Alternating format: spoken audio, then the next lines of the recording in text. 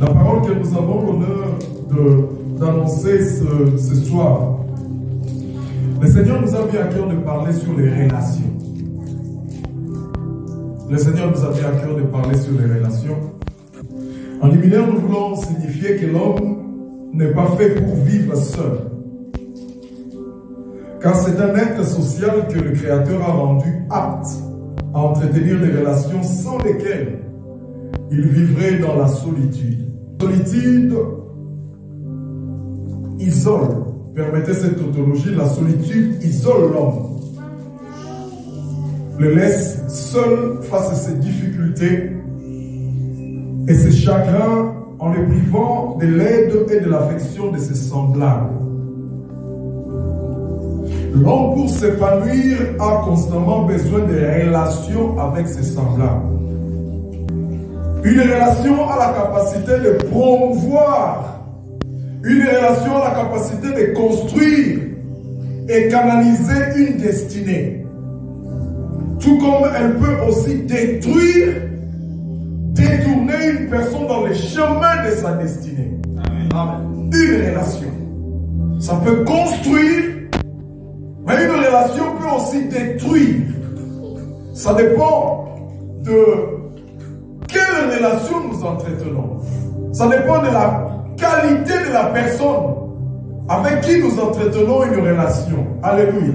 Amen. Il existe plusieurs types de relations. Une relation peut être une relation de mariage. Une relation peut être une relation familiale. Mon frère, ma soeur de même sang. Une relation peut être une relation d'amitié. Une relation, la liste est longue. Une relation peut être une relation professionnelle.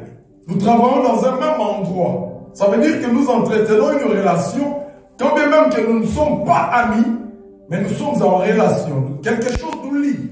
Quelqu'un dit un jour, bien-aimé dans le Seigneur, mes frères comme mes sœurs, issus de la même famille, Dieu me les a imposés. Ça, c'est quelqu'un qui a dit quelque part, et c'est une phrase qui a un peu captivé mon attention. Il peut ou ne pas avoir raison, mais moi, si je le dis, parce que je pense que son analyse est correcte. Il a dit, mes frères et mes sœurs, issus de la même famille, Dieu me les a imposés. Autrement dit, ils ne sont pas le fruit de mon choix. Mais s'agissant de mes amis, j'ai la latitude d'en faire le choix. Car je ne suis pas obligé de tisser des liens d'amitié avec qui que ce soit. Voilà pourquoi aujourd'hui, bien-aimés dans le Seigneur, dans la prédication de ce soir, nous parlerons d'un des types de relations d'amitié.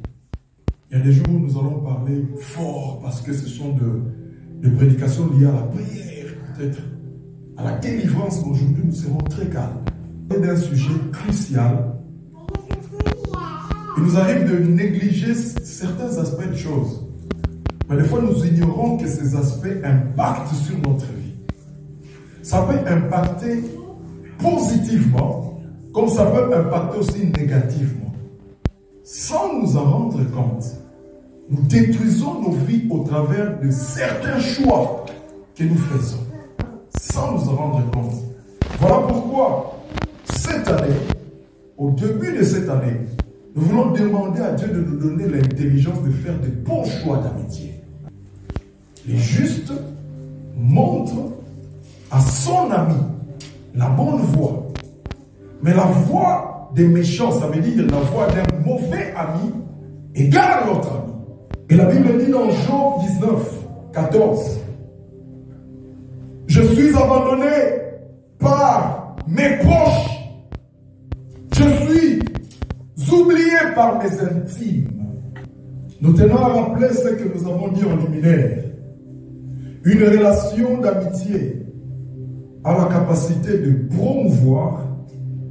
Cette relation a la capacité de construire une destinée, Tout comme cette même relation peut détruire aussi une destinée. La prédication de ce soir vise quelques objectifs. Premièrement, permettre aux uns et aux autres de comprendre l'impact de l'amitié dans nos vies. Deuxièmement, dire à ceux qui sont loyaux ou vrais dans leur amitié de continuer sur cette voie. Troisième objectif, nous voulons parler brièvement des relations d'hypocrisie. Parce que ça existe. Un homme qui vit, qui se dit ami à toi, mais qui n'est pas vrai. Et généralement, ce sont ces genres de personnes qui nous égarent du bon chemin de notre destinée. Enfin, quatrièmement, cette prédication vise à permettre aux uns et aux autres, après diagnostic global de la situation, de pouvoir faire un choix juste et judicieux. Alléluia. Amen. Loin de nous l'idée de créer de la méfiance dans les chefs de tous ceux qui nous entendent, mais plutôt de nous aider à ne pas prendre à la légère cette réalité de la vie. Comment doit être un ami? Un ami doit être un allié. Comment doit être un ami? Un ami doit être un ardent défenseur. Je sais que mon frère Junior a fauté. Mais le fait que c'est mon frère, le fait que c'est mon ami, devant tout le monde, moi je le défends. Amen. Et quand je serai avec lui, je lui dirai la vérité. C'est ça une ami. La Bible ne dit-elle pas, l'amour couvre une multitude de fautes. Couvrir une multitude de fautes ne veut pas dire tolérer les fautes. Je te dirai la vérité en tant qu'ami, mais je ne veux pas te livrer. Amen. Je ne veux pas aller dire à tout le monde que celui-là c'est un mauvais. Parce que tout le monde dira, si son ami le dit, ça veut dire que réellement il est mauvais. Amen. Comment doit être un ami? Un ami doit être un bon camarade. Un ami doit être une bonne oreille ou une bonne épaule. Nous l'avons dit précédemment dans la Lamentation 2. Elle pleure durant la nuit et ses joues sont couvertes de larmes. Tous ceux qui l'aimaient, nul ne les console. Ça veut dire que cette personne, en pleurant toute la nuit, a besoin de la consolation. Un ami doit être une bonne oreille.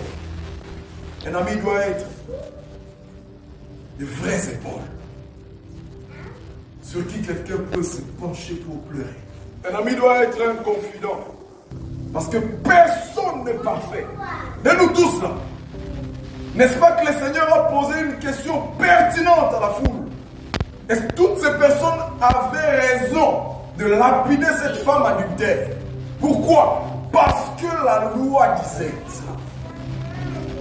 Même en tuant cette femme à coups de pierre, la loi leur autorisait à le faire. Mais le Seigneur leur a posé une question simple. Que celui qui n'a jamais péché jette la première pierre. La Bible dit du plus grand au plus petit, tous se sont éclipsés. Ça veut dire que personne n'est parfait. Amen. Un ami, c'est celui sur qui nous pouvons confier même nos pires faiblesses. C'est ça un ami. Un confident. Un ami, ce n'est pas quelqu'un qui est indiscret. Un ami doit être un frère d'adoption. Mon autre frère. Bien-aimés dans le Seigneur, certains disent, je pense qu'ils ont raison, certaines amitiés sont plus fortes que les liens de famille. Amen. Vous sentez vraiment que je suis plus proche de mon ami que de mon frère, issu de la même famille. Comment doit être un ami? C'est une personne qui écoute. C'est une oreille compatissante.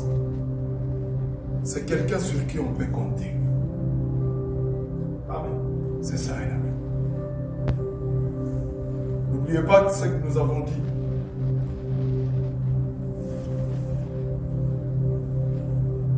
les personnes avec qui nous tissons certaines relations d'amitié. Ces relations d'amitié peuvent impacter positivement comme négativement dans notre vie. Ça peut nous amener, ça peut construire quelque chose de fort et nous amener vers la bonne voie conduisant à notre destinée. Tout comme ça peut nous détourner. Sachons avec qui nous voulons tisser une relation. Moi, j'ai appris une chose dans la vie. Peut-être cette phrase n'est pas... Ça ne sera peut-être pas une bonne phrase. Mais je prends quand même le risque de le dire. Je préfère avoir beaucoup de connaissances que d'avoir beaucoup d'amis.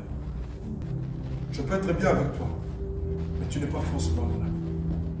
Demandons à Dieu de permettre à ce que nous rencontrions des personnes comme Jonathan. Des personnes qui sont restées fidèles. Demandons à Dieu à nous faire rencontrer des personnes qui étaient comme David. Malgré la mort de son frère, de son ami, il s'est souvenu de sa progéniture. Mais le Saint-Esprit qui sonde nos cœurs connaît nos vies. Je voulais parler d'autres choses, mais le Seigneur a bien voulu que je parle de ça. Pourquoi? Dieu sait ça. À Dieu soit la gloire. Nous allons nous lever et nous allons prier. Chacun de nous va dire merci à Dieu pour cette parole.